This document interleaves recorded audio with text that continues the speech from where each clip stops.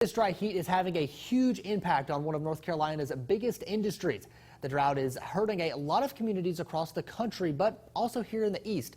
Farmers from several counties are now coming together to work with their state legislatures to try to find some solutions. Ariana Kraft reports. Here's what I want you to realize is if I fail, Brandon and me, if we fail and we can't pay our bills this year, it don't just affect me. It affects everybody on this stage. And we're not the only ones. Jason Jones is a farmer in Craven County. He, along with many other farmers, are looking for support from their state legislators. They met in Cove City Saturday for a farmers meeting.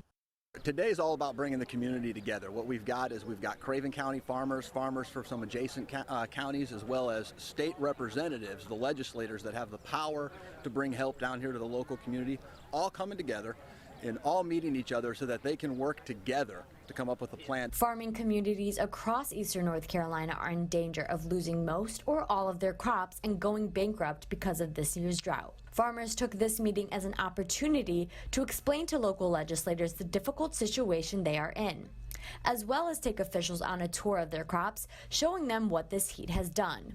Cove City Mayor Dred Mitchell has a personal interest as well. He's also a farmer.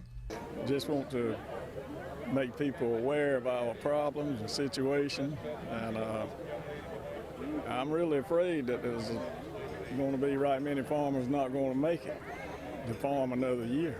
9 North Carolina representatives attended this meeting, including District 9 Representative Greg Murphy. You know, they're the breadbasket. They're the biggest part of our economy in North Carolina, especially here in eastern North Carolina. And we're here to try to listen to them, hear their concerns, and see how we can come together as a body to really move forward and help and support our farmers. Farmers are hopeful they'll be able to make a crop, but many hope they'll be able to get help from Raleigh if they can't. This dangerous heat wave is hitting a major stretch of the U.S. this weekend, sending temperatures soaring above 100 degrees in many areas. Natalie Brand reports from Washington, and unfortunately, there's still a long ways to go before temperatures cool back down. A brutal and dangerous heat wave is sweeping much of the nation. It's horrible. Like, I never felt this hot in years. From the plains to the Midwest and the East Coast, temperatures in many cities hit the high 90s. We have to get through another 24 to 48 hours of that. A big heat dome with heat and humidity combining. The humidity is making the hot temperatures feel well above 100. The National Weather Service says about 200 million people are under warnings and advisories for heat that can prove deadly. You have to have respect for the heat. It's not just the very young, the very old, people with medical conditions. It's everybody. CBS News medical correspondent Dr. John LaPook reminds people to drink water as soon as they wake up in the morning and throughout the day. Water is attracting those trying to stay cool in Washington, D.C., from the fountain at the World War II Memorial to paddle boarders on the Potomac. Visitors waiting in line for the Air and Space Museum tried to stay in the shade. Hot everywhere, absolutely. City officials here describe this as one of the most severe heat events we've had in the last several years. In New York's Times Square, it was in the mid-90s Saturday afternoon. We stick together, so it's really weird and it's heavy.